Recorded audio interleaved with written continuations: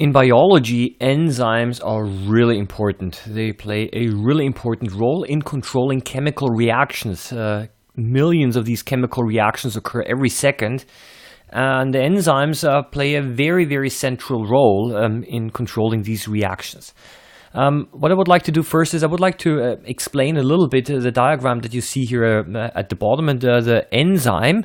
That is this blue structure over here. I labeled the enzyme with an E. And you see these orange structures over here. These are actually the substances, so-called substrates. And here I have substrate 1 and substrate 2. These are basically the substances that have to react together. So S, that is the so-called the substrate. So the substrate is the substance that the enzyme acts on, and E is of course the enzyme.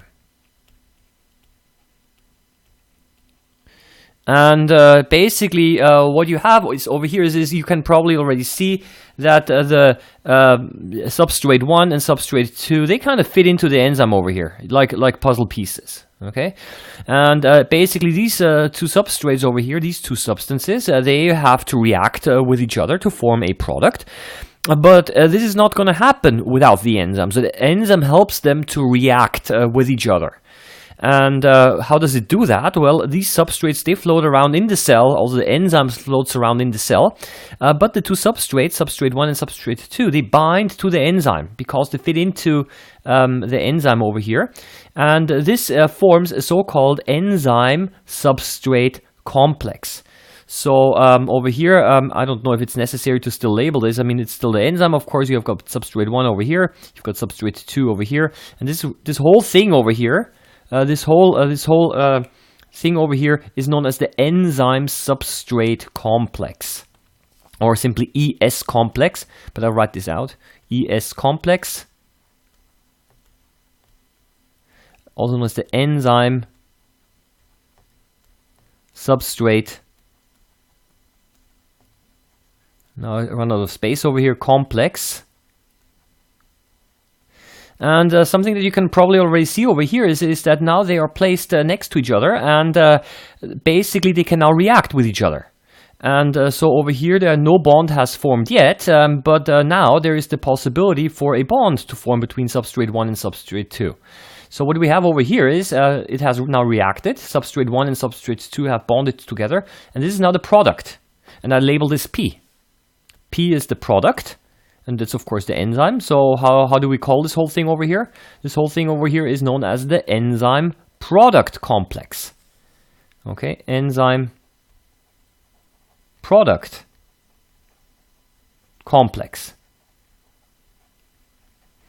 And over here, as the last step, you can actually see that the product now basically dissociates. It goes away from the enzyme. So here we have, and P is the finished product.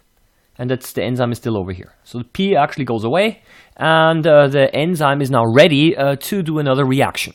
So essentially what we have done is the following. This we have converted two monomers into a dimer. Or if you want to know, I don't know, examples from other videos, let's say two amino acids being connected together, or two glucose molecules forming maltose. Yeah, so for example, to give you the drawing just to see that essentially the whole thing is something that you've already seen before, is I've always used these circles. You have one monomer and then another one, yeah, and something like this, and then you have something like this. Yeah, I've drawn this already, and over here you have the enzyme.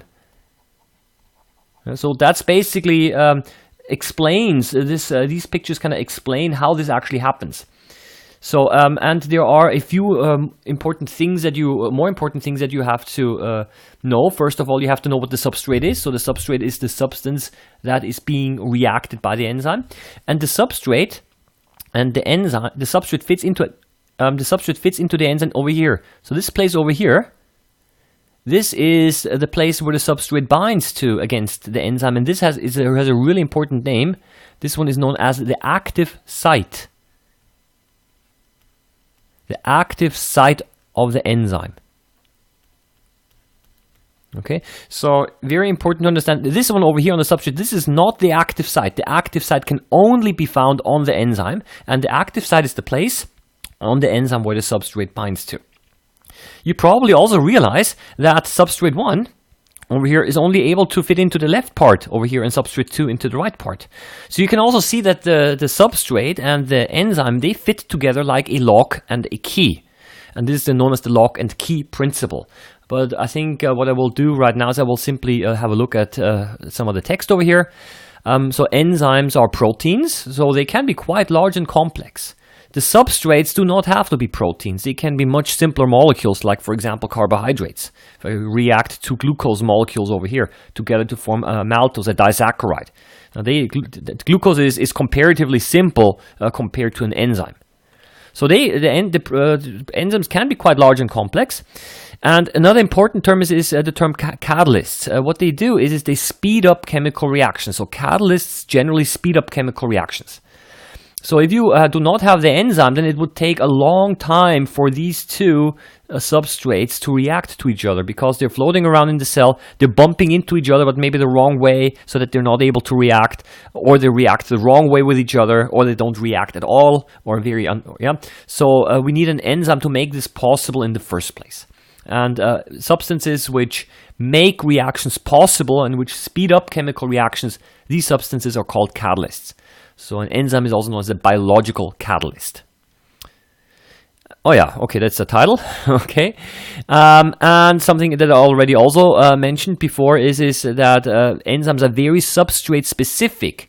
So substrate and enzyme, they fit together like a lock and a key. So for different types of substrates, you need different enzymes. So an enzyme doesn't work for everything. You have, for one particular reaction, you have to have one enzyme. I just want to give you a very clear, very simple example. I mean, let's look at plastic. I mean, you know that we cannot eat plastic. The question is, why not? I mean, plastic is an organic substance. It does contain energy. Wouldn't it be kind of nice to be able to digest plastic? Then we could eat plastic. Well, the answer is relatively simple here, is we don't have the enzymes to digest plastic. And as a matter of fact, in nature, this enzyme also doesn't really exist. Okay, so we're not able to digest plastic because we cannot break it down, because we don't have these enzymes. To take a less drastic example, we humans, for example, also have a real big problem where we cannot digest cellulose. Other animals can. Now, why can we not digest cellulose? Why can we not break it down? Same answer, because we do not have the enzyme. And other enzymes don't work. You need the enzyme called cellulase to break down cellulose, and we don't have that. And next point, yeah, the enzyme is not used up in the process. Now have a look over here. We start out with an enzyme, and we end up with the enzyme. So the enzyme is not used up. So this enzyme can catalyze many reactions, and it's not used up in the process. And maybe more interesting now for those folks who are also in chemistry, the enzymes, they work into both directions. They do not change the chemical balance. So I cannot make more of this product by adding more enzyme. I can make this product faster. But if the chemical balance is, let's say that ultimately we have, I just invent something, 30% of substrates and 70% of products. If that is basically where the reaction stops, this is the chemical balance, then by adding more of these enzymes, it will reach the chemical balance faster, but I cannot make more than 70% of the product. Okay, so I would say that's probably more interesting for those folks who are into chemistry and who basically deal with the chemical balance issues. Okay, so this was basically an introduction into enzymes. And if there's a general question about enzymes, then I think these are some important points here that you might want to write down. Okay, so they're proteins. It's important. They're catalysts. They're very substrate specific. Yeah, and they're not used up in the process. And you also have to know, very important, because later on we need this, you need to know what the active site of the enzyme is. And this is the place where the substrates bind to. Okay? So that's basically it. Okay? Yeah, that's it.